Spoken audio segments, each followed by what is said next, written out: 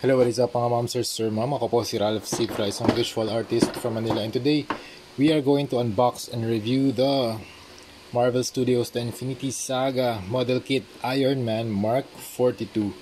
Thank you very much Laruanan for sponsoring this video. Yan, marami pa tayong products na i-review from them. Actually from Laruanan. Meron tayong Spider-Man na Venomized, Zero Suit na Ultraman, and Funjoy na Mark 43 naman. So mamaya i-review na rin natin yun. Pero ito, simulan na natin rito sa 1/7 scale na Iron Man na model kit from Funjoy. So yun, sa front of the box, the shot 3D image of the product. Tapos meron ditong seal, yung Disney seal na ginagamit din ni ZD Toys. So ibig sabihin yung toy na to ay authentic at original, hindi siya fake, hindi siya KO, hindi siya bootleg. Ayan. Tapos nakalagay dito sa lower right, Funjoy na logo. And dito 1/7 scale Iron Man plastic model kit Mark 42. Sa likod naman meron mga features. So 1/7 scale siya, mga hand, mga joints, mga flaps, mga effect parts. Pwede mo interchangeable yung mga effect parts. Pwede sa paa, pwede sa kamay. And ano nakalagay dito? Yun, mga Chinese letters and QR code and barcode. Tapos wala na, that's it. Tara, buksan na natin. Once again, thank you very much Laruanan for sending this for unboxing, review, and customization. So first out of the box, so pre-built model kit na pala siya mga momser. So ganito yung kanyang first tray, yung second tray yung inner frame, and yung third frame yung mga effect parts, most of the legs and the hands and yung mga effect parts. So mas malaki siya sa ZD Toys. Yung ZD Toys kasi 1/10 scale, this one 1/7 scale. So ka-scale niya yung sa Hulkbuster. Ayan. So tara, buuin na natin. Ayan. So tinanggal ko na yung front cover ng clamshell. So ito na yung appearance niya. You have the golds, the silvers, and the effect parts. So medyo malaki siya compared dun sa mga ZD Toys na 1/10 scale. So tingnan natin kung paano yung method ng pagbuo nito, kasi meron naman mga numbers yung yung cover niya. Pero mas madali ito compared dun sa mga yung mga pieces na nasa runners, kasi ito pre-built na siya. Ibig sabihin hindi na tayo kailangan gumamit ng mga hobby knife or hobby pliers or hobby cutters para tanggalin siya dun sa runner pieces, para tanggalin yung mga pieces dun sa runners.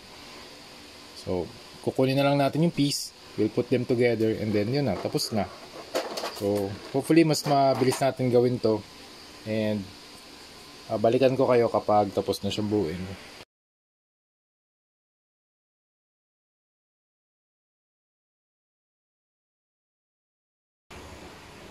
Okay, that's it mga momser. Tapos na tayo mag-build ng Funjoy 1/7 scale. So first, measure muna natin yung height niya. Ang height niya ay around 10 inches tall.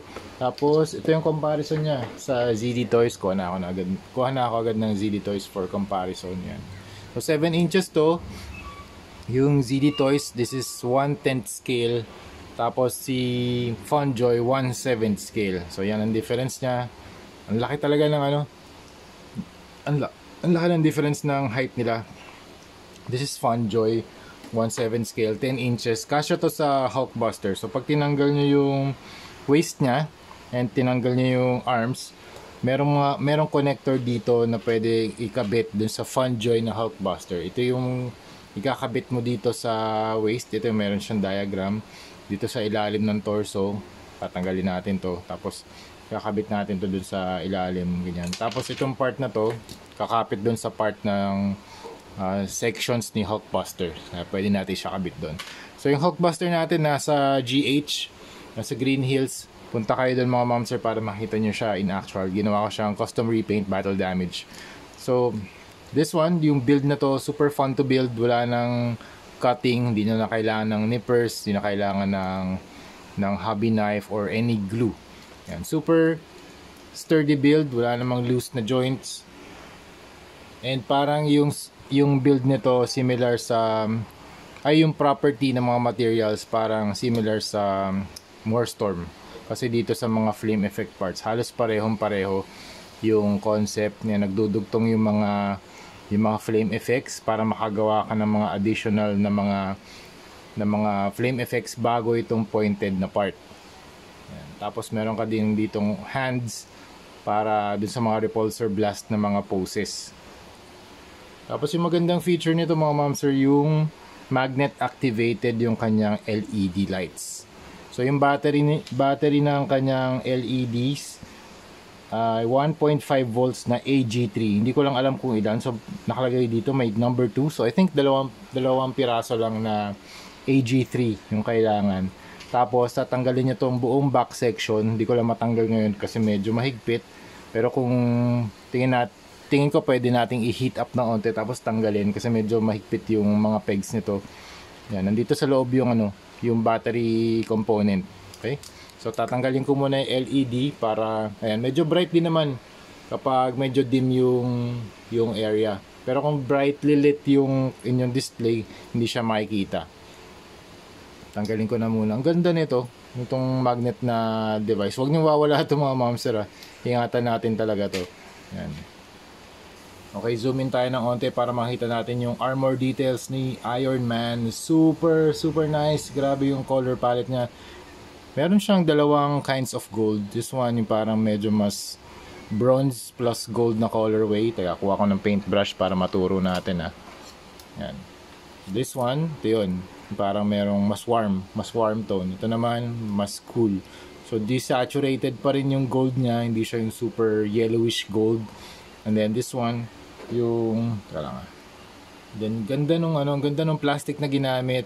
Painted yung red na parts. Yan, medyo may konting marbling, pero ang ganda pa rin ng pagkaka-paint. Actually, yung gold din painted din siya Yan, ang hirap ng gold sa mga model kits kasi special color siya and metallic din. So, yung pagsasama-sama ng mga property na yun, so dapat flat kumbaga consistent yung gold dun sa overall composition or form ng mga armor plates. So, kunwari dito, this is the same color as this, pero meron kang, so kung one piece to, I think one piece to itong part na to, meron kang different mask dito or different shade of gold. So, dalawa yung gold na ginamit nila. So, super nice ng gawa nila dito yung manufacturing technique kung paano ginawa yung mga injection dun sa model kit para magkaroon ng gantong klaseng mga paint. I think ABS plastic yung mga ginamit nila for this kinds of model kits. So yung color palette is red, very glossy cherry red, and yung gold niya hindi ganun ka-glossy, parang satin finish. Okay? And then you have the silver accents dito sa likod, dito rin sa kanyang backbone area, and then dito rin sa buttocks area. Meron din siya mga armor plates. Yan, lahat ng body ni Iron Man covered with a lot of armor plates and mechanical details. So yung mga inner workings niya, meron din tong inner frame. Kaya nga natutuwa nga rin ako sa Funjoy kasi syempre, hindi na natin makikita yung, once na sinuot mo na yung armor, hindi mo na makikita yung inner frame diba? Unless na gumawa tayo ng battle damage, pinutas natin yan. At least, diba, gumawa sila ng inner frame so we can appreciate yung mga inner workings ng suit before Iron Man applies yung kanyang armor dito, kuwari dito sa thighs, sa chest, yan. At least, na nakikita natin kung paano siya nag-work. And maganda yung design. Natutuwa din ako sa proportions. Really happy with the proportions. So you have the head, the chest, the arms. Yung sa arms, wala siyang butterfly joint, pero maganda pa rin yung kanyang pose and proportion. You have the hands, the chest, the waist, the torso, and yung kanyang yung waist, and then you have the legs na pwede mo i-pull down. Mamaya punta tayo sa articulation. Pero yung structure ng buong pagkaka-manufacturing, research and development on how to create these kinds of model kits, this is very nice. Thank you very much Funjoy for creating these kinds of mga action figures or model kits. Hindi siya model kit hindi siya standard na model kit, meaning hindi siya yung parang Gundam or Gunpla na naka-attach sa runners. Hindi mo na kailangan ng nippers. As I said before, pre-built model kit na siya. So yung pre-built, meron ka ng mga parts. Ang gagawin mo na lang, kukunin mo yung mga parts and then we put it together. Yung full build ko nito nasa Facebook. So if you want to see me build yung mga model kits na live building ng mga model kits, go to my Facebook page. Rain Cifra yung name ko sa Facebook. And then sa YouTube, Ralph Cifra. So yun mga ma'am sir. Tapos dito pala sa mga gimmicks niya, meron siyang mga flap sa likod. Yan. Itong flap lang nito, hindi siya kasi usually yung mga mechanical na inner workings, walang space dito, walang space. Usually pag inangat mo to, yung mga flaps, dikit na dikit itong mga inner workings or mga mechanical details or silver parts, halos flush yan. Dito kasi sa FunJoy, baka magulat kayo pag angat nyo, ang laki ng space. Okay? Magkakaroon talaga yan ng space kasi kailangan yung tanggalin to for the battery component to work. Kasi kailangan yung tanggalin yan. Okay? So yun. Dalawang AG3 ang kailangan, 1.5 volts. Nasa manual naman yan. Yan. Sa pagbuo naman ng mga ng mga pieces, hindi naman din ako nahirapan, and super flush yung mga pagkalapat ng mga parts. Wala naman ako issues na nakita, and super enjoyable nung build, super fun to build. Super thank you din FunJoy for these kinds of things na na-enjoy ulit namin si Iron Man Mark 42, The Prodigal Son, from the Iron Man 3 movie. And the sculpt is very sharp. Yung mga armor panels are very clean. Walang level of weathering. Tapos yung kanyang color palette, yung gold, silver, reds, and gunmetal. Gunmetal yung loob ng kanyang armor. Ang ganda rin ng mga sculpt na line. So wala lang siyang black na panel line color, pero meron siyang mga panel line na sculpt. So yan, I think after nito i-customize din natin to battle damage naman. Okay. Yan. Tapos ito yung mga effect parts niya na discuss ko na sa inyo. Pwede natin to ilagay sa kamay and ilagay din sa feet. Teka, pwede natin ilagay ito sa feet. Yan. Yan, pasok din yan, kasya din yan. Okay, nag-work din siya. So, kayo na bahala kung anong gusto nyo display na gawin. Pero, teka, replace natin yung hand para makita natin kung ano yung effect niya kapag nilagay natin itong mga repulsor blast effects. Nga pala, yung umiilaw lang dito mga mamsir, yung yung eyes tsaka chest. Yung kamay hindi na umiilaw. Okay? Parang yung build experience ko dito, mga around 40 minutes lang. Mas pinadali siyang More Storm, parang ganon. Kasi yung More Storm, talagang nasa runners pa yung mga parts niya. Tapos kapag natapos mo siya, actually nakatapos na ako ng More Storm, pero unpainted kit yung nabili ko doon, yung Mark 45. Yan. Thank you again Laro Anan for sending this toy for unboxing, review, and customization. Yan. Yung More Storm na yun, galing din kay Laro Anan yun. Thank you very much Laro Anan for sending the More Storm for unboxing, review, and customization. Then Mark 45, I think Mark 45 yung nabuo kong More Storm. Tsaka Mark 46 din ata. Yes, Mark 46, tama. Meron din ako nun. Hindi pa namin tapos i-build yun eh. Pero yung build experience ito parang ganun, mas pinadali lang kasi wala na sa runners yung mga parts niya. So overall, this is a very nice product from FunJoy. Lalo na kung meron kayong Hulkbuster na 1/7 scale. Kasi pwede nyo ilagay ito dun sa loob ng Hulkbuster. Kung gusto nyo ilagay ito, pwede Mark 42. Meron din tayong Mark 43. Actually, si 43 talaga yung nakalagay dun kay Hulkbuster. Yung makikita nyo sa Avengers Age of Ultron na movie. Yun yung ginamit niyang armor. Okay? Pero nakalagay din kasi sa manual na pwede mo tong i-interchange. Kung gusto nyo ilagay si Mark 42, why not, diba? Okay, so articulation tayo. Up, down, tapos 360. Di ba pwede 360 to? Hindi pwede 360, nakaharang yung kanyang jaw. Okay, 360. Hindi pwede, left and right lang. Tapos tilt, okay. Uy, natanggal yung shoulder armor. Shoulder armor, okay. Medyo may left and right naman yan. Hindi naman kayo malilito sa mga parts. Okay, tapos yung shoulder, pwede nyong i-articulate dito. Move away from the body para magkaroon kayo ng 360 na rotation sa kamay.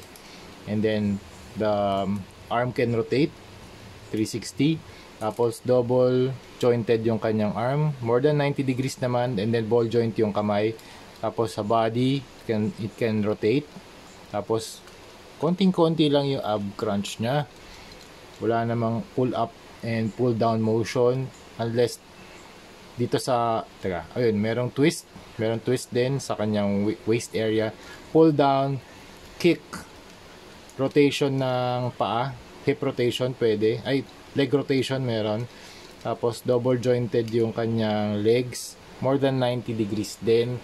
And then, ball joint yung paa. Tapos, meron din siyang toe articulation. Tama ba?